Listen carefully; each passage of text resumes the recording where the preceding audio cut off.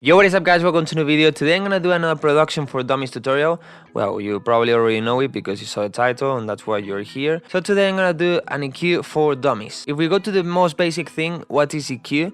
EQ is just changing the volume of the frequencies of a sound. We can cut, we can reduce, or we can boost the frequencies. And what frequency we can touch? Well, the human ear, the average value of the human ear can go from 20 Hz to 20,000 Hz. And that's the average frequencies we can hear, because of course there are some people that can go a bit higher than 20,000 or a bit lower than 20, and most of the EQs just let you control those frequencies from 20 to 20,000. There are some that maybe can let you go a bit further, and we can divide this range of frequencies into lows, mids and highs. There are some places that can divide in more. For example, in the parametric EQ2 we can divide it in sub, bass, low mid, mid, high mid, something that puts PRS, that I guess is something like highs, and treble, that is like the top end, you know. Or some places that they just say the lows, the mid lows, mids, mid highs and highs.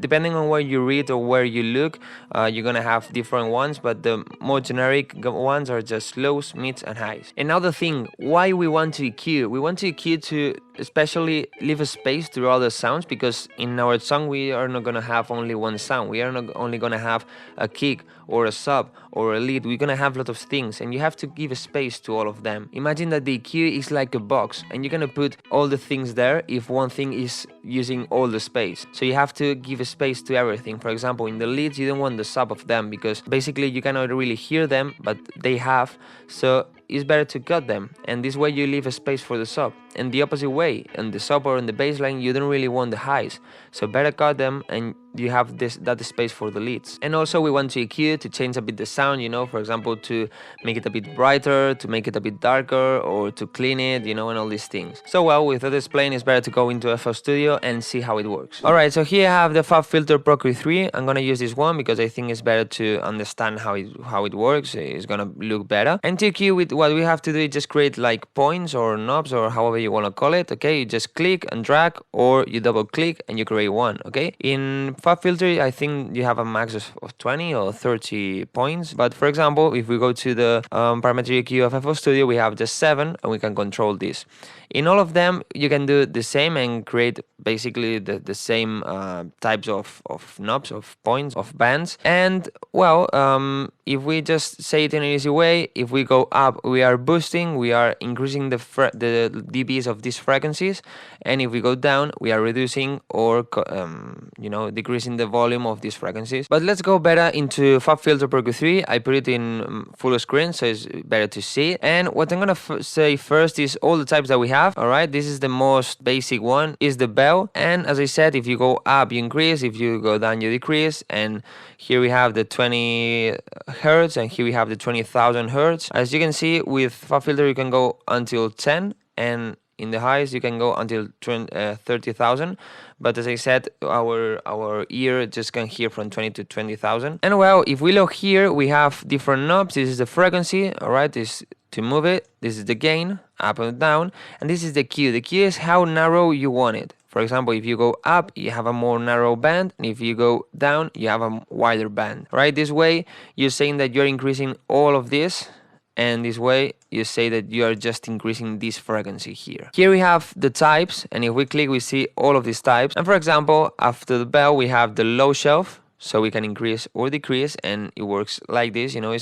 It's meant to be in the lows. Of course you can go here and increase, but it's supposed to be here just in the lows to increase or decrease them. And we have also the opposite, that is the high shelf, for the highs to increase or decrease them. We also have the low cut, or sometimes it's called high pass, and what this does, it just cut all of this here. You can go until here, of course. And well, this is basically like a filter. When you use a filter, you are just cutting using something like this, an EQ like this. And of course we have the opposite, that is the high cut. And for example, the most used filter in EDM music is when the leads are in the build-up. They are filtering out, and this filter is just a high cut that goes from here, we take it out until here. After that, there are just combinations or variations of these 5 types. For example, the notch is just a bell. For example, if we go here and we create a bell and we increase the Q, we have a very narrow one, and we decrease it, As you can see, it's just like this, you know. The difference is that this can go down until -30 dB, and this goes to the infinite. So basically this is cutting the frequency, this is just reducing a lot. And this is good to cut some resonance when you have it, if in a resonance is a really bad frequency that is super annoying. Then we have the bandpass, and the bandpass, as you can see, just a low cut and a high cut. We can create the same thing just by doing this. For example, we create a low cut and a high cut, and we have the bandpass. And then here in FabFilter Pro-Q, we have the tilt shelf. It's just a low shelf and a high shelf. And then we have the flat tilt. I think this is only on Pro-Q3, and it's the same but flat. After that, here we have the dBs per octave, and this is how steep do you want the bell or the low cut or whatever. For example, if we put it to 96, as you can see, it's a lot steeper, and if we put it in 12, it's a lot smoother. So for example, if we create a low cut, we can also touch this, and as you can see, now it's a lot steeper. And well, later here we have things about the stereo, left, right, but this is a bit more advanced thing. Maybe I do a tutorial about this more in the future, but for now this is the basic things on an EQ. If you want to see this in the parametric EQ of FL Studio, we have the same things. Here we have our bells, all right, and here we can change the type. For example, now this is a low shelf, now this is a bell, this is a high shelf, this is a notch. With the mouse wheel we can reduce the EQ. Then we have a low cut, a bandpass, and a high cut. And with this thing here you can control the dBs per octave and make it steeper or smoother. But as you can see, it's the same thing, alright? Nothing different. So for example, here I have this sine wave, and if we play it, as you can see, it basically has one frequency, and it's this one, alright? We can see here that it has some more, but this is because of this VST. Some other VSTs won't create these harmonies. But the thing is that as it starts, as you can see, it has those frequencies here, alright? But we don't want those frequencies, we just want the frequency that it has. And sometimes, well, basically almost always you're gonna have a variation. Let's say that you have something like this. So the thing is that why we want all of this thing here and all this thing here. Maybe you're saying there's not a lot, but the thing is that if you have just a little bit here of this sub, and a little bit here of the leads, a little bit here of the claps, a little bit here of the rides, at the end, all of the sub, this little sub of all those sounds are gonna be there, and are gonna make the kick and the really sub bass to have problems there and doesn't sound clean. So what we wanna do is just create here a low cut, and here a high cut. We can make it a bit steeper. This way we can cut a bit more. And let's see how up it goes. So I can cut a bit more and a bit more. This way we are giving space to all this part and to all this part, you know. This sine wave sounds exactly the same, but we are giving space to all the sounds that are gonna be here and here. Now I loaded here the melody of my song alone, and one lead of it. Of course, this lead, it doesn't sound full because it is layered with other sounds, but for a tutorial I think it's okay. So if we play it, we can see that basically the entire sound is around here, alright? But here it has some things. But why do we want all of this sound here? We don't need it, we don't hear it, but it is there. So what we have to do is just cut it. This way we are giving space to the sub and the kick. And how far do you want to go? What I recommend you to do is just to start going up until you feel that you cut it too much. I'm gonna make it a bit steeper also.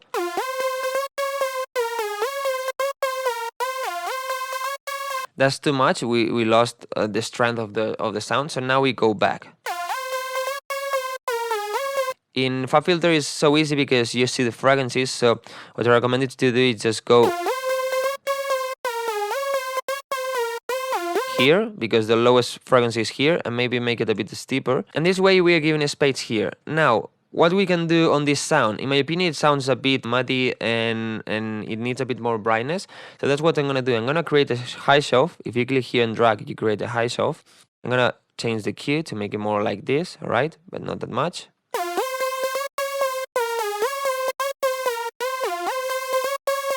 And I think it needs a bit less of mids. So if I select those two and I click here, I mute them too, and let's compare before and after. Sounds a bit cleaner, and I hear something that I don't really like. So what I'm gonna do is just create a bell, increase it a lot, make it a bit narrow, not that much, like this. And now I'm gonna try to search for that sound, that part that I don't like, and then I'm gonna reduce it.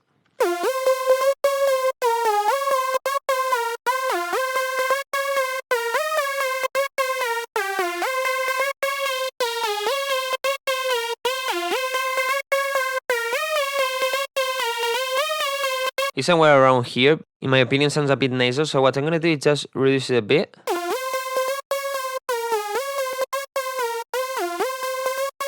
And compare before and after. Sounds a bit cleaner. I'm gonna reduce a bit more. Okay, so let's do the same. Compare before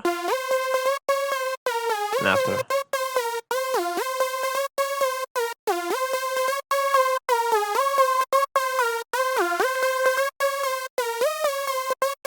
Alright, so now we have this sound, and the last thing I'm going to do is try to find a resonance that I hear. So what I'm going to do is create a bell, increase the Q, and now I'm going to try to find it.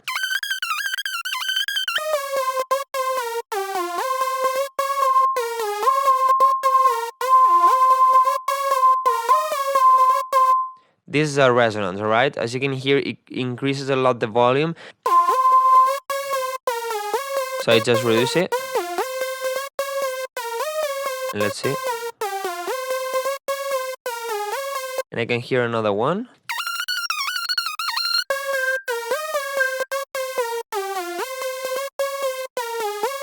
So let's use them too and see. Yeah, it sounds a lot cleaner. So now what I'm gonna do is just compare before and after just by muting here the EQ. This is how it sounded before. This is how it sounds now. Maybe I'm gonna cut the really top end because I don't really like it. I'm gonna make it a lot steeper, like 72. I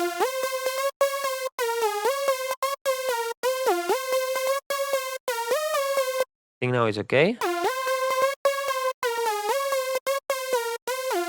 Yeah, maybe not that much, maybe just like 2 dBs. And it's done. Of course, the sound is not gonna be used in a drop because it needs a lot more power and it needs a lot more work and a lot more layers. But this is basically what you have to do with EQ, and you know, just try to cut where you don't need that sound. For example, we didn't need the sound here in the lows. We can even make it a bit more steep and try to clean it. Clean it by maybe reducing and try to maybe increase if it's needed to give more brightness or more lows or whatever you want to do. And then maybe try to find some resonance if you hear them or if you think it has, and this way you're gonna make it sound a lot better. There are some people that say that boosting is not really good, that you need to reduce before boosting and don't boost a lot, maybe 2 dB, something like this. In my opinion, it doesn't really matter, especially in EDM music where we use synth and samples already processed. Of course, if you have to boost maybe 12 dBs to give brightness, maybe you are not doing the right thing. Maybe try to reduce a bit on the mids and try to increase a bit on the highs, or try to change the sound because maybe that sound is not good for that, you know. But it doesn't really matter. Just try to not overdo the things and try to not go out too crazy with this, because EQ is just trying to clean the sound, trying to make a bit better, not changing the sound completely. Of course, there are some times that maybe you want to do it, and for example in hardstyle you want to do super crazy EQs before distorting to change the sound a lot. But when we're talking about EQing to clean the sound and to change the beat and give brightness or reduce the muddiness or make it sound less dirty and all these things, we prefer to do simple things and not too crazy. So well guys, this was EQ for Dummies. I hope you learned a lot. I hope this was good for you, and if you have other ideas for production for dummies, leave it down below in the comments. If you liked this video, I would love you to give a like and share it somewhere. Subscribe so you don't miss any tutorial, and guys, see you in the next video.